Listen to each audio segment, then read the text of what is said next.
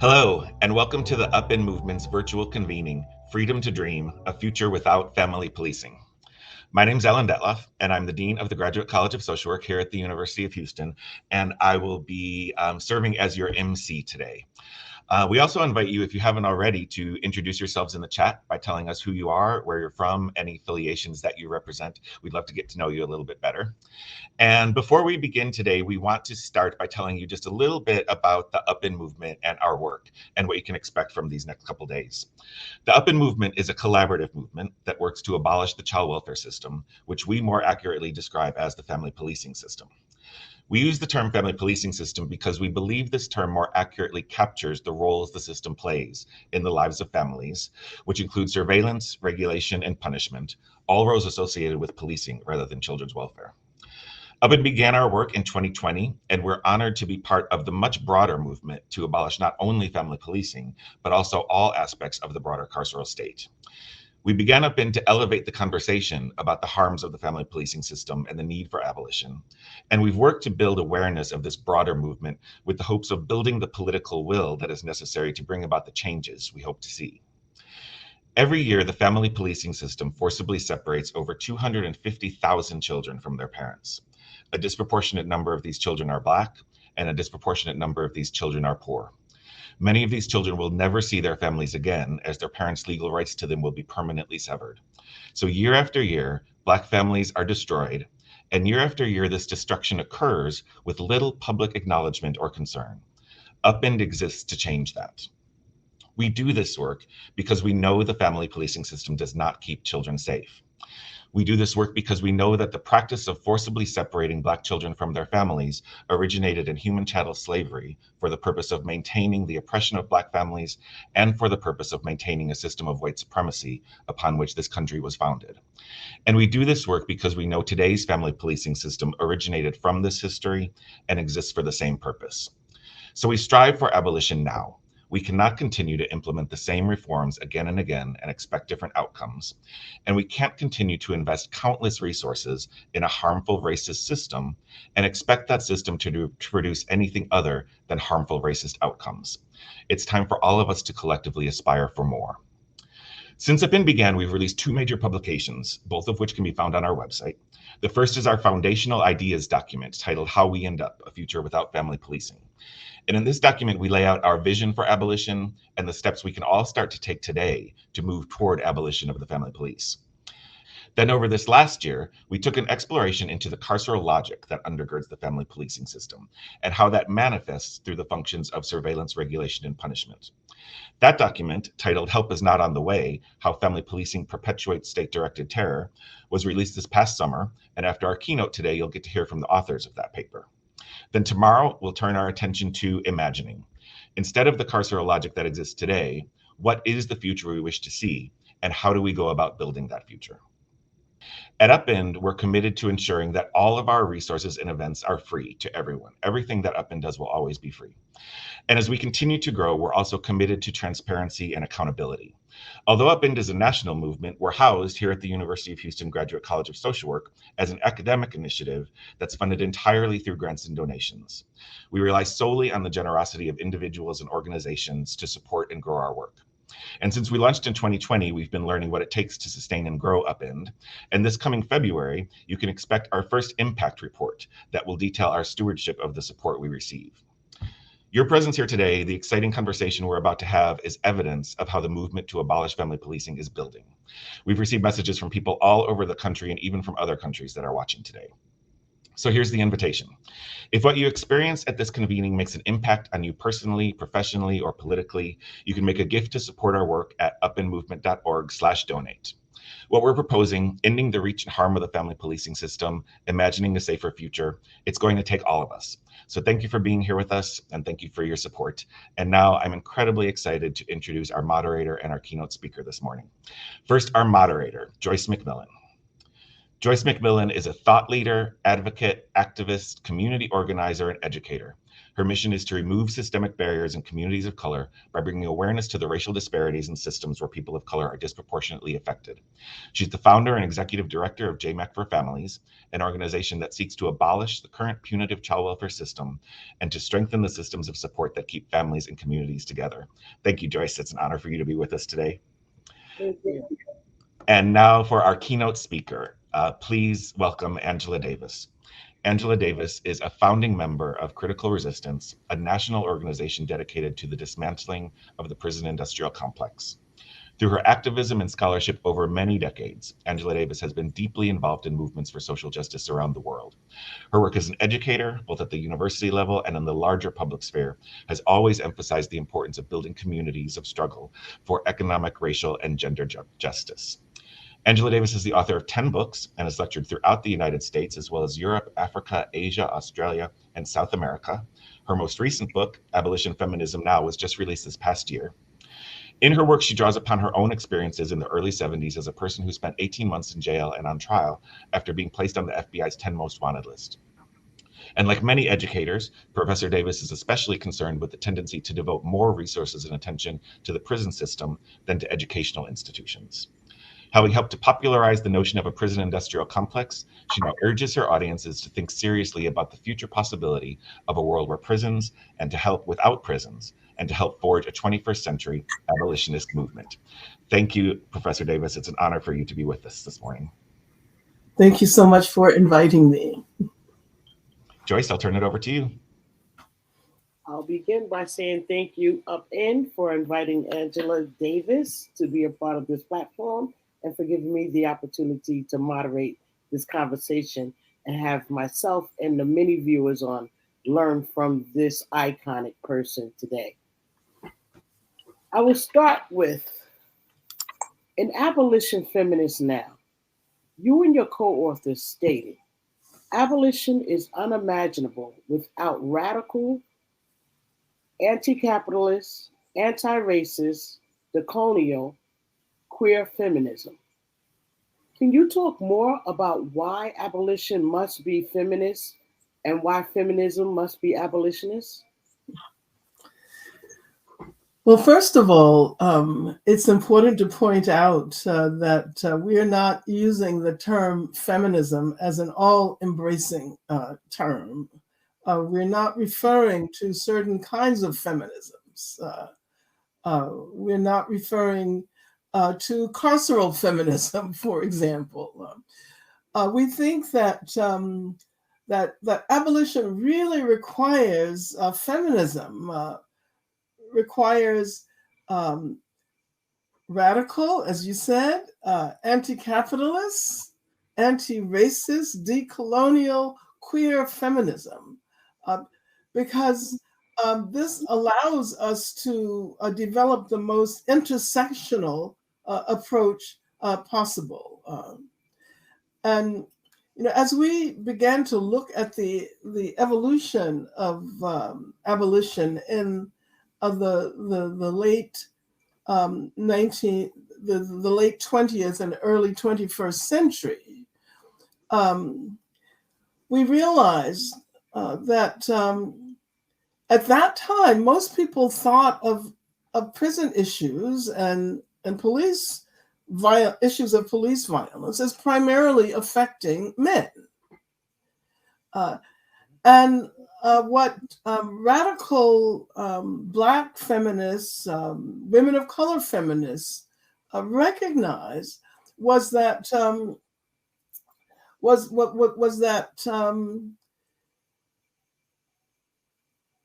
a feminist approach helps us to understand the way in which policing is gendered, the way in which the prison industrial complex is gendered.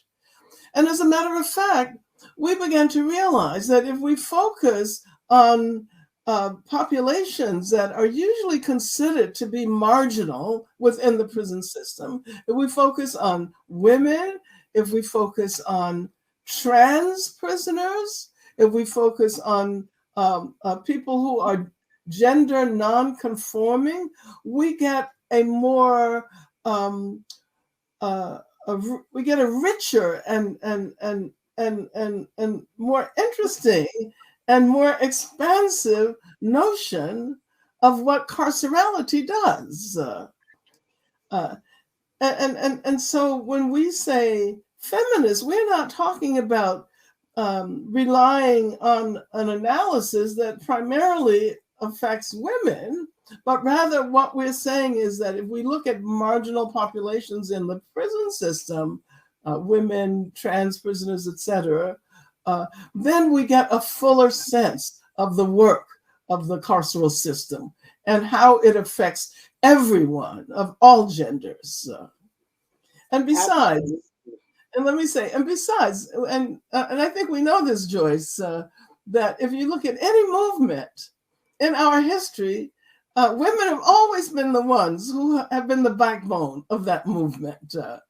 And in the 21st century, we're now beginning to uplift and make visible the work that women have done, all of these years and all of these decades and all of these centuries. Absolutely. So I had another question in mind, but because of your statement just now, I'm going to skip to this really quickly. Many years ago, back in the 60s, there was leadership by male reverends mostly, right? Women had a role, but the role looked different then than it does now. Can you tell me why it's important to have women leading the way we are leading today instead of supporting the leadership of Black men who are oftentimes preachers? Well, if we look at an organization like the Black Panther Party, there was also male, the visible leadership was male, right? As a matter of fact, most people think of the Black Panther Party as consisting primarily of men. Am I right? I mean, these are the images that we see. But as Erica Huggins' new book, which is entitled Sister Comrade, Women in the Black Panther Party, as that new book points out, something like 66% of the membership of the Black Panther Party consisted of women. And women were the ones who ran the survival programs, the programs that now capture the legacy of the Black Panther Party. We're talking about free breakfast, free healthcare, free groceries, and free education, and all of those programs. Those programs were largely run by women. So even though we assume that men were in the leadership, there's a level of leadership without which that organization could not have functioned. That was largely women. So here's something else that women are going to bring to the forefront, it looks like. The abolition of the foster system. So the prisoner abolition movement is probably the most widely known. And there are stark parallels between the concerns of prison abolition movement and the movement to abolish family policing. Dorothy Roberts writes in her new book, Torn Apart, that the rates of children taken into custody via the foster system are roughly the same per capita as adults incarcerated. Foster children are taken into custody at rates of 576 per 100,000, while the rates of adults being incarcerated are 582 per 100,000. How do we get people to understand the stark connections between prisons and family policing and why abolition movements must be connected? Do you believe it's possible for abolition prisons without abolishing the family policing system? No, no, I don't. And evolution is a process, and it attempts to reveal the role of structural racism. And if we think of prison abolition by itself, it becomes clear that prison abolition cannot be accomplished without addressing the other examples of structural racism. And of course, many people often assume that when you say abolition, you're simply thinking about getting rid of a particular system in the way that slavery was abolished. Now, we look at the fact that slavery was and was not abolished. And in looking at the putative abolition of slavery, we recognize that only the negative dimension of abolition was accomplished. That it may be true that in the Constitution there is a phrase that calls for the end of slavery, but as W.E.B. Du Bois pointed out, slavery could not have been abolished without also taking into consideration all of the ways in which slavery affected the social, economic, and political institutions of our society. And if one takes that perspective, then it's clear that slavery has not been abolished. In the 21st century, we're still attempting to do the work of getting rid of the ways in which racism has infiltrated all of the major institutions in this society. So it's a process, and it's a process that requires reimagining not only the prison system, not only the family policing system, but the entire society. And what we often do in encouraging an abolitionist perspective is that we say that that the negative part is about clearing the space. This is what Ruth Gilmore talks about, clearing the space in order to imagine a new society.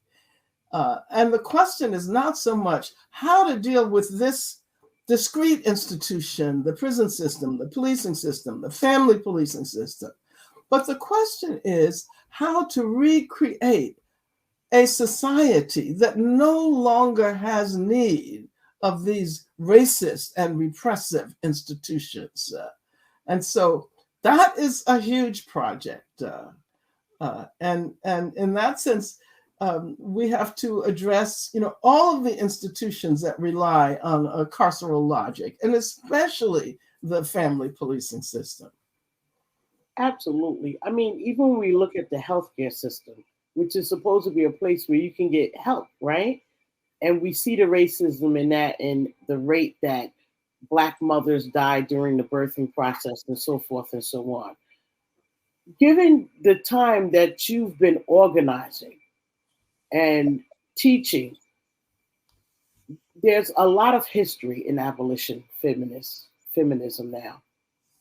How many lessons for organizations like Up-End Movement and my own organization, JMAC for Families? I guess I want you to share some lessons you've learned. What can abolition of the family policing system learn from the work that you've already done and the work of other abolitionist organizations?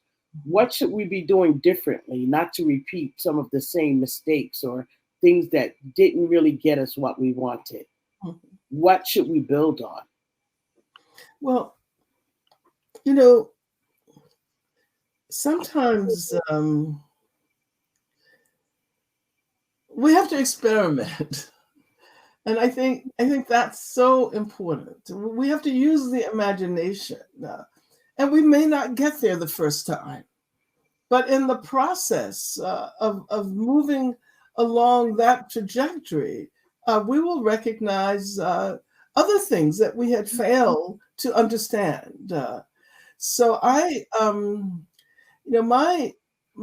my sense is that we have to keep trying, even if we don't succeed.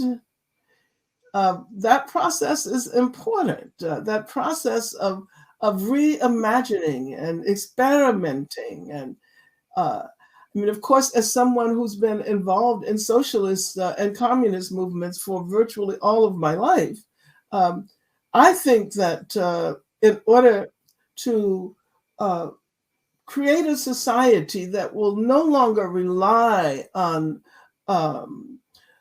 these racist, repressive institutions, especially as they affect children. And I should tell you that my mother was a foster child. So I have a relationship to this system in my family. And I know that that so many people who end up going to prison went through the so-called child welfare system, the family policing system first. We've been talking for so long about the school to prison pipeline, but we also have to talk, as Dorothy Roberts pointed out, about the pipeline that leads from the child welfare system, the family policing system, to policing writ large, and to the prison system. And I think if we understand the interconnectedness of these systems, largely because they all rely on structural racism. They all rely on historically the colonialism that affected indigenous people in such a genocidal way. Slavery, and I think it's really important to keep the history, to recognize that history is not history. History is not past. History is with us, and unless we address our history, then there can be no hope for the future. And I'll just say parenthetically that capitalism functions as if history didn't exist, as if the only important thing now and forever is profit. And that is one of the sources of the problems we face. Why racism has been with us for such a long time, even though there have been struggles against racism for hundreds of years, and it's still with us. Absolutely. So, given what you just said, I'm going to flip off track again, right? Because I had some prepared questions, but I'm following you.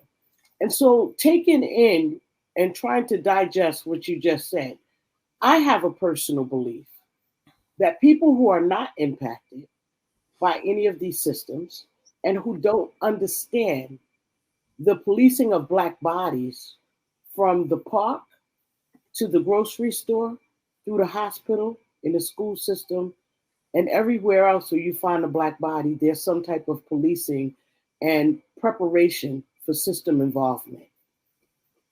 Knowing that, understanding that, living that, do you believe, because I don't believe, that people who are not impacted by these systems and who have not lived through the struggle of systemic racism that is only seen by those who are impacted, right?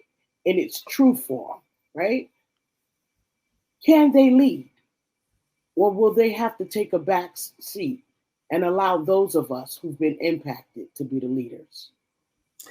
Well, one of the major dimensions of our long struggle against racism is the failure of many white people, even progressive white people, to acknowledge the possibility of Black leadership. Now, some of this began to shift. We did have a Black president of the United States. So, that should count for something. And But I want to think for a minute about what happened in the summer of 2020, in the aftermath of the lynching, the police lynching of George Floyd, and the police murder of Breonna Taylor. And if we think back to that period, you remember we were really just learning about the pandemic and how it was transmitted. And in May of 2020, huge numbers of people, the largest numbers of people ever, went out into the streets to demonstrate. And the largest number of white people ever. And I think that has to count for something. I mean, I don't think that we should say that someone has to experience with their bodies a particular form of repression before they'll stand up and fight back against it. I agree with you that those who have the lived experience should be in the leadership. But it has to be possible for people who do not have direct experience to be able to express solidarity, to be able to stand up and fight back. And I'm thinking, excuse me, about what is happening in Iran right now. I haven't experienced directly that kind of misogyny that was at the core of what happened to Mahsa Amini, who, because she did not wear the hijab in the prescribed way, or so they said, she ended up being killed. And I think that we all have to figure out, how to find the human dimension there. And I want to think that I am as opposed to what happened to her and all of the women who are leading the movement in Iran now, as I am opposed to the racism that affects Black, Indigenous, Latinx people in this country. But I do agree with you that it is important to have leadership from those who have the lived experience of the racism and the repression. And a part of that effort to overcome racism consists in accepting the leadership of Black people, of Indigenous people, of Latinx people. I agree 100%. It will take all of us. And I agree, even more importantly, that the leadership has to be those of color and those who have been impacted. I think other than that, things fly under the radar that white people don't see. As an example, many years ago, when I was impacted, I ended up in a shelter and I had to find employment. I did. And I was working for a cable company, and the mayor of New York at the time did a work fair from welfare program. And that program meant we had to take off from work every time we got paid to go to the HRA office, which put everyone's job in jeopardy. But when the data came out, the data showed we got X amount of people jobs, a very small percentage of them maintained that job, and they're lazy and the narratives begin to spin. And white people only saw that people of color were offered jobs and an opportunity to get off of the welfare rolls, but they didn't see how that same program set those people up to fail. And I think you have to be in the inside game to see those things. And I think that's prevalent throughout all of the different reforms that we have seen in this country. They reform us, be right back to where we started. They don't make any real significant changes. And it's just designed to look like a change. It's window dressing. It's a facade. So with that being said, I'm sorry, go ahead. No, I was going to I don't say, want to cut off Angela Davis now. Go ahead. I wanted to say you're absolutely right. Reform has almost always not only not brought about radical change, but it has pushed us in a backwards direction. Prison institutions, police reform, we almost always end up in a worse place than we were at when the reform began. with And data, with data yes, to yes, criminalize us, right? Further. See, I told you, here's the data. yeah, So, yeah, this is the world we live in, and this is what we're working to change. So let's talk about co-opting, right? Because we talk about the need to have us all work together, which I also agree is very important. But when we think about co-opting and activism, which we know has deep historical roots, going back to the women's suffrage movement, white feminists took the work of Black women and threw Black women under the bus. Even now, we are seeing the co opting of abolitionist language. Organizations that have no interest in abolition are beginning to use the language and language like reimagining and transforming, claiming credit for being progressive while damaging our goals, splitting the movement, right? When I was working at a non for profit in East Harlem, it was a very sterile environment in the foster agencies for people to visit with their children. So I created a living room at the agency or organization I was working at where families could have visits if the child was in care. And it had a television, a gaming system, a telephone that parents could use, a full-size kitchen to cook their children's favorite meal before the visit, and so forth and so on. It was set up to feel like a home environment and feel comfortable and not feel surveillanced. Shortly after I did that, it became very popular.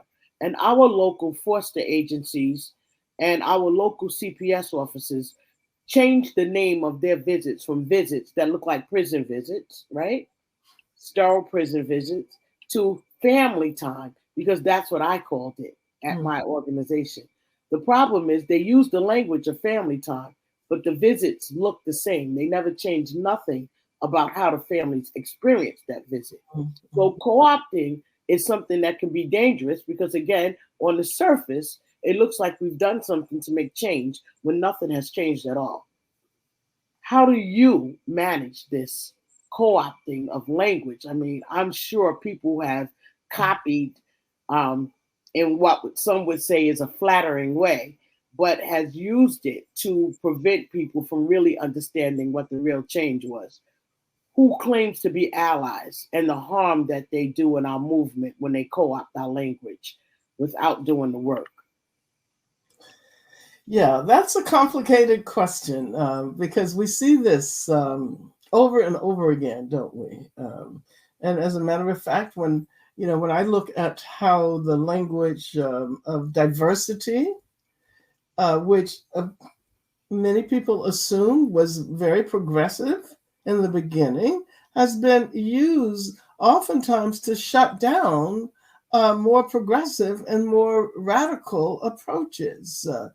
And I always say that diversity is important, but when you're talking about incorporating people who were previously excluded into a system that remains exactly the same as it was when they were excluded, then it makes no difference. It's difference that makes no difference at all. Exactly. So I think we have to be on the lookout for that because that is going to happen. That is the process of attempting to make radical demands more amenable to existing conditions. And my sense is that what we do is that we always try to create more radical language. I mean, in a sense, I think in a sense, I think it may be good for people to think that they can use that language because it might affect others in a progressive way. But those of us who consider ourselves progressive and radical, we can't simply remain there. We have to try to up the ante each time that happens. Rather than spending all of our energy complaining about the co-opting, let's again create language and strategies that can't be co-opted. And when they are co-opted, let's create more. I feel like we're always being chased, Ms. Davis. I feel like we're always being chased from the fields of slavery through the language of abolition. We are being chased by people who want to co-opt and stop our movement. Well, that is true. Here we are, and it's what we'll do. But, one of the things that is so important about the Black liberation movement in this hemisphere is that in all of these hundreds of years, Black people never gave up. Amen.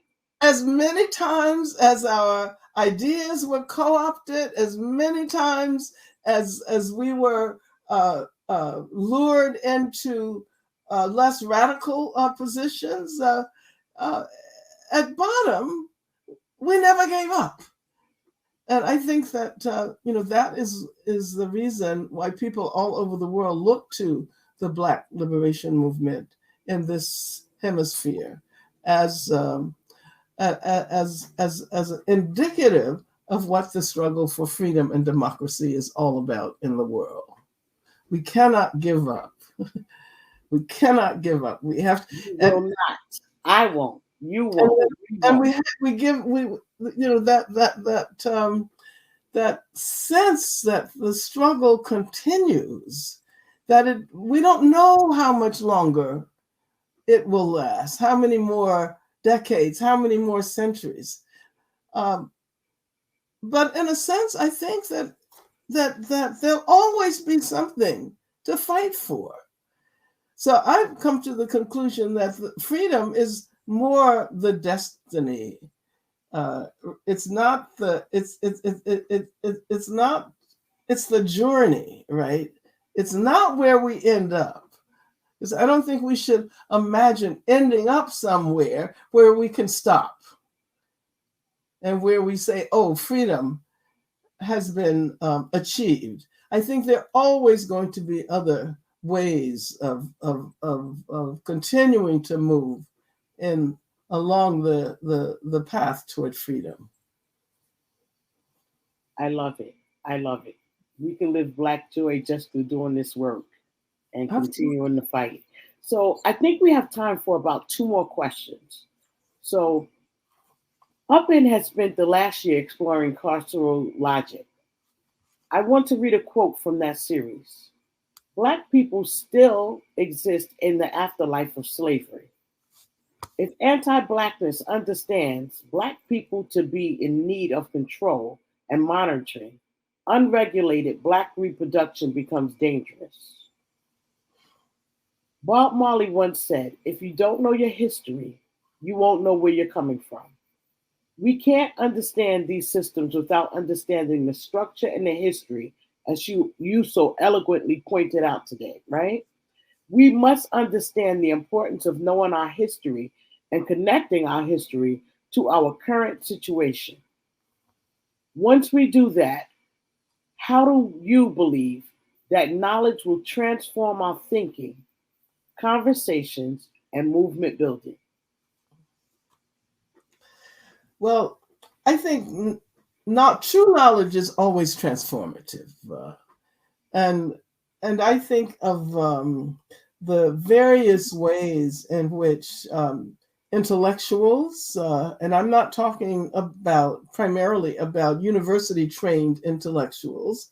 I'm talking about prison intellectuals. I'm talking about organic intellectuals. I'm thinking back to someone like Frederick Douglass, who had to learn how to read by stealing glances at the white children's spelling book, right? Um, and then, of course, when we look at how many people have gone to prison and have become aware of how passionate they were about knowledge production. And they may have not been able to read when they went in, but they recognized that the only way to live a meaningful life under those kinds of racist, repressive conditions was to live the life of the imagination, the life of the mind. And so I think, I think that history is important, critical engagements with the conditions surrounding our lives. That's, we have to learn how to be critical and how not to accept what exists simply because it exists. That is what knowledge does. And, whether or not you are professionally trained in a university or whether or not you do it on your own, as Malcolm X did, and so many others, that is what is going to move us forward. And I also would like to take this opportunity to think about collaborative knowledge, collaborative intellectual work. And I think that we see a lot of this happening behind bars. People would be absolutely amazed at the intellectual work that is being done under conditions of imprisonment. And we often think about knowledge as individual knowledge, solitary. And I'm telling you, the book that you mentioned before, Abolition, Feminism Now, is a book that was written by 4 people. I was only one of 4 people. And I learned so much from that process, not having to rely on my own ideas, but having to think through all of these questions with 3 other people. And it was one of the most important experiences of my life, I think. So I would think about collaboration as absolutely essential to the development of the kind of knowledge that we need to keep us moving forward. So here's our last question. I showed you this picture earlier today when we spoke briefly. This is you in 1974. Can we just talk about that for a moment? Being a Black Panther, FBI's most wanted list, time in prison, and so many pivotal moves. We know you've been doing this much, much important work for a very long time. I want to know, where do you draw your strength to continue doing this work with so much adversity? How do you engage with hope and even joy? And can you share some of your self-care tools and who your pillars are that you rely on for good advice and support? Wow. Well, thank you for showing the Jet magazine image again. That was shortly after I was released from jail. And of course, I'd not only been a member of the Black Panther Party, but I was also a member of the Communist Party, which the FBI did not like very much. Right. I was on the FBI's most wanted list. I ended up spending about almost 2 years in jail and on trial. But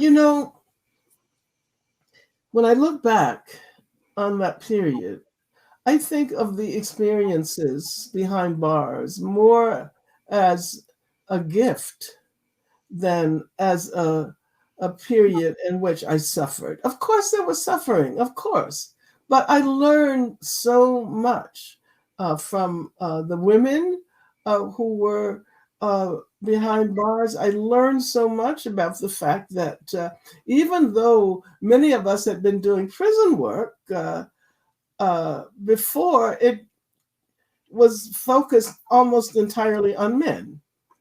I mean, of course, there was the campaign to free Erica Huggins and the campaign to free Assata Shakur a little later in terms of political prisoners. But I learned so much from my comrades inside that helped to chart the trajectory of the rest of my life. I'm still relying on experiences that I had and knowledge that I acquired during that period. In terms of strength, well, I think what I was trying to say was that I don't consider that adversity. Of course, it was. Of course, of course, it was difficult to spend time in a tiny cell. But then when I looked at what the other women in the jail, and particularly in the New York Women's House of Detention, were experiencing, and then I knew that there were people organizing a campaign for my freedom, I realized that most of the women there had no one to help them in that sense. And so I was in a much better situation.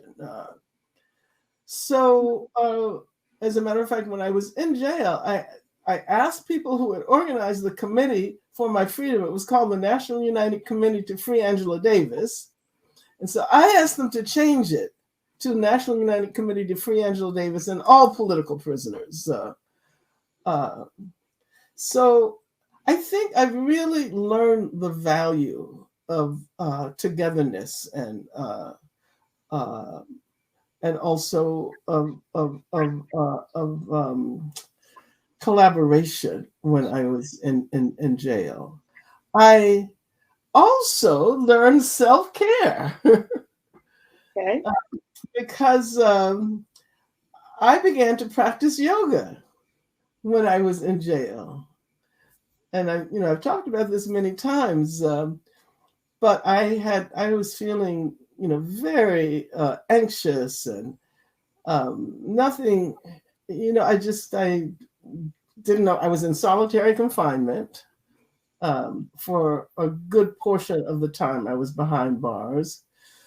And so I had a doctor who was the doctor for the Black Panther Party, Tolbert Small, who was absolutely amazing.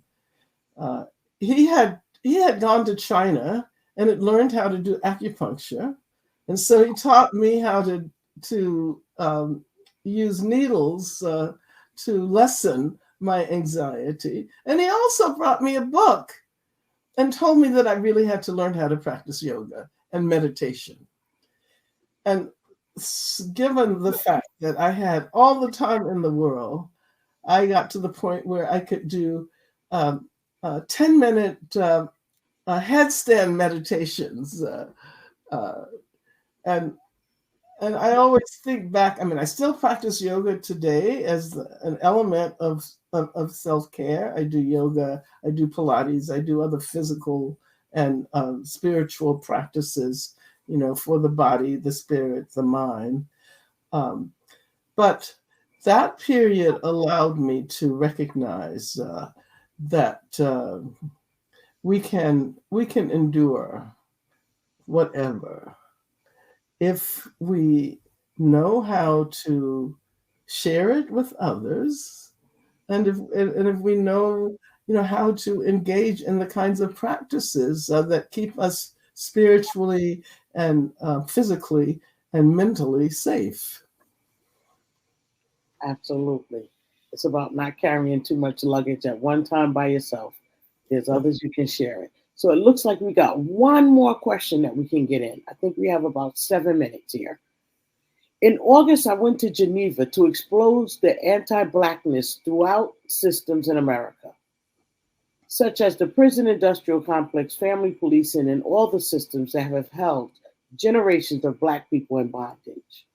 My goal was to get help in holding the United States accountable for the ongoing genocide of Black people that live in systems that are framed as help and protection. My question behind that context is, given the global experience of settler colonialism, how important is it to engage with entities like the United Nations? What can we leverage from pushing our demands? In other words, will the United Nations save us, or will we have to save ourselves?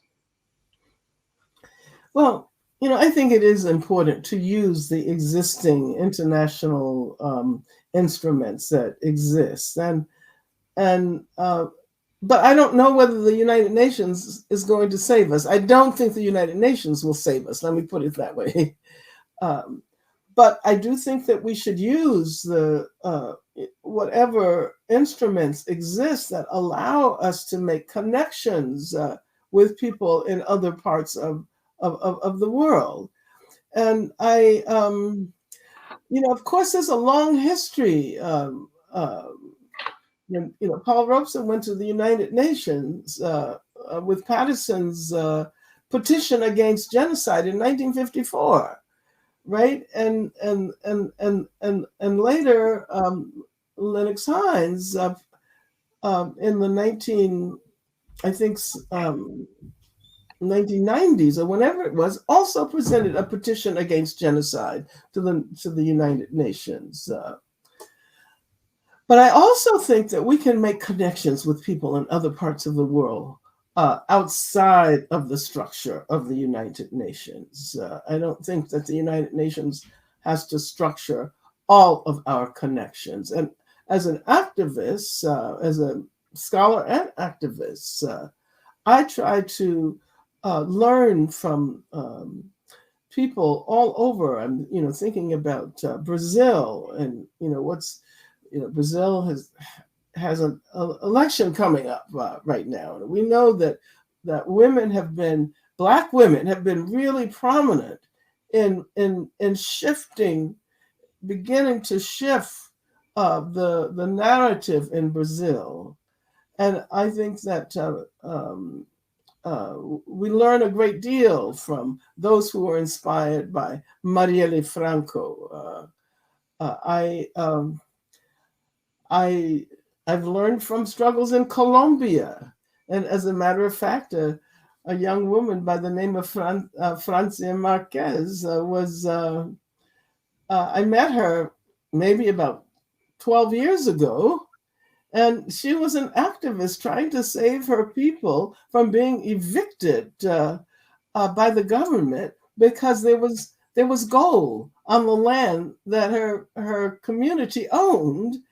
And of course, the government wanted to make sure that the big multinational corporations would have access to that gold. She conducted a campaign that was successful. Her people are still living in La Toma, and she is now the vice president of Colombia, which is remarkable. And I think that especially as Black women, we can learn from struggles in other countries. I think use the United Nations when we can, but don't rely on the United Nations. We can build our relationships and perhaps more radical relationships if we don't necessarily rely on the United Nations. But thank you for your work at the UN. That's very important. Thank you for joining me today. And I will wrap this up and take a few questions. I will wrap this up by saying we will all continue to work towards making dreams of freedom a reality in each and every day that we live, instead of waiting for a day to come. Thank you, Ms. Davis, for joining us in conversation, and we will take a question. Absolutely. This question is from Josh Lawn.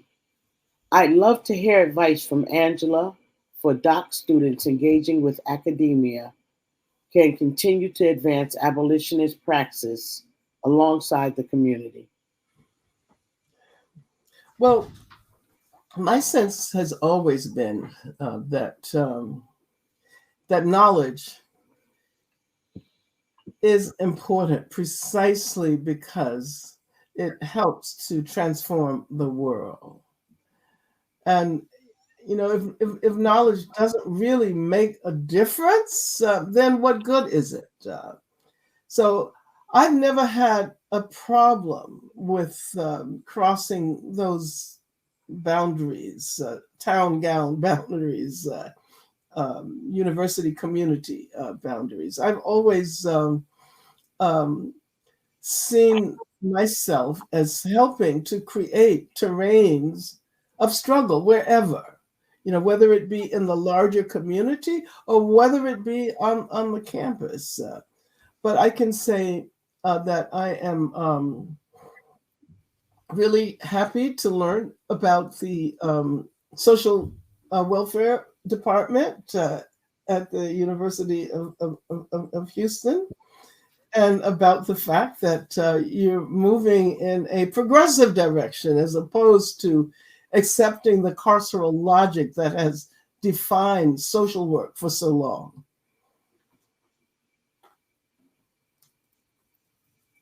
And our next question is,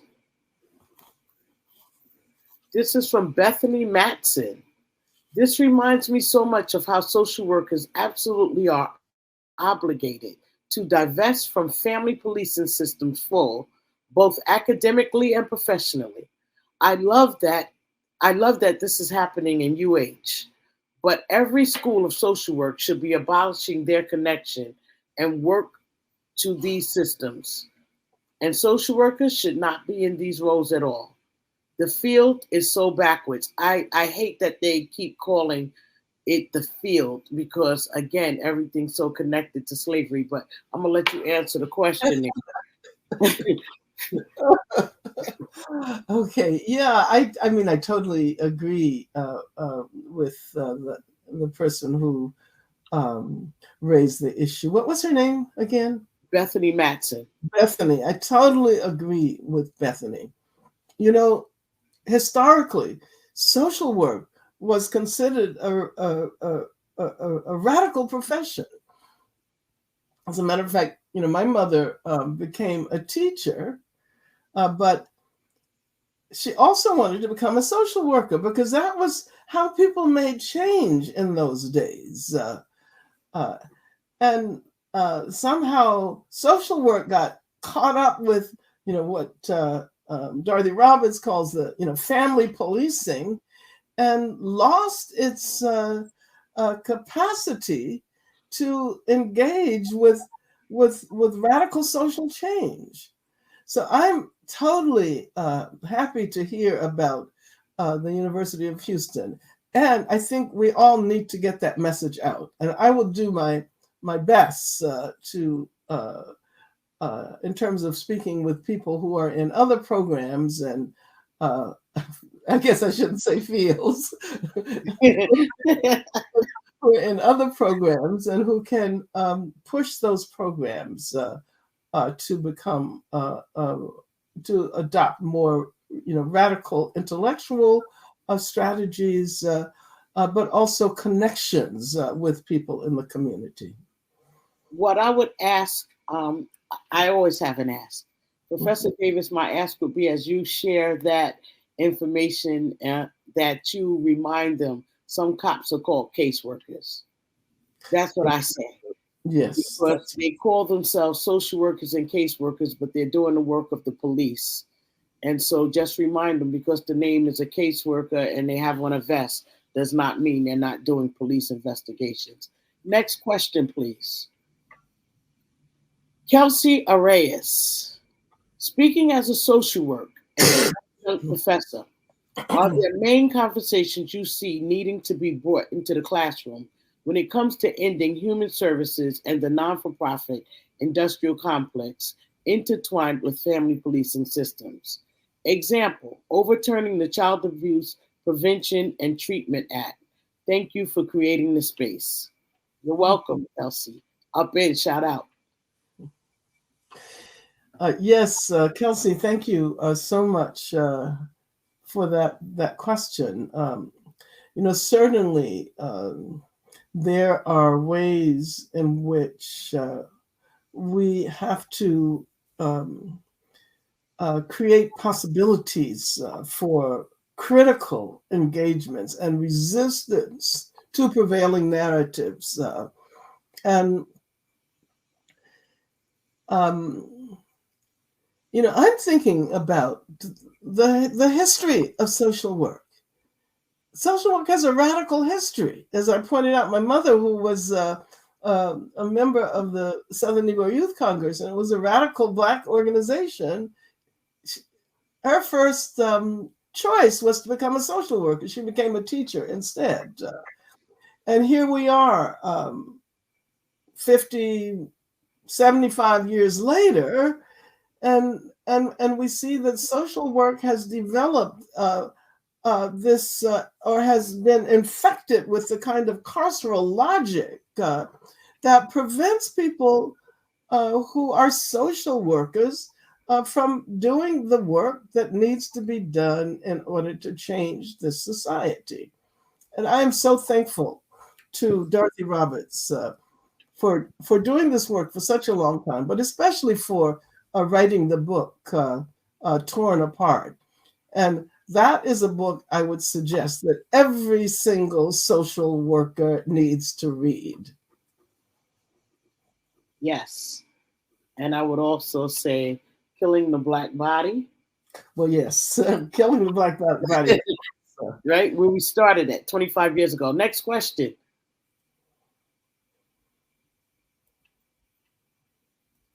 Okay, this one is from Kiara Hunt. How do we, Black and brown women of color who are leading this work from the inside, push forward when the entire agency is working to keep us down? How do we balance the love for ourselves and the love for our community? How do we sustain? Yoga. Well, yes, that's the question, isn't it? And I think sometimes we think of these challenges as individual challenges. And I was speaking a little while ago about the importance of collaboration and the importance of collectivity. What makes it so difficult is to go up against this whole system as an individual. That will never work. And so my advice, if I can offer advice, would be to create a collaborative approach and find others who are like-minded and who want to transform the field and of social work, and I know what is the professional organization for social workers? I know that there are all kinds of professional organizations. Like I'm a member of NASW. Yes, and the national. I actually was invited maybe about 6 or 7 years ago to give the keynote address at the National Association of Social Work.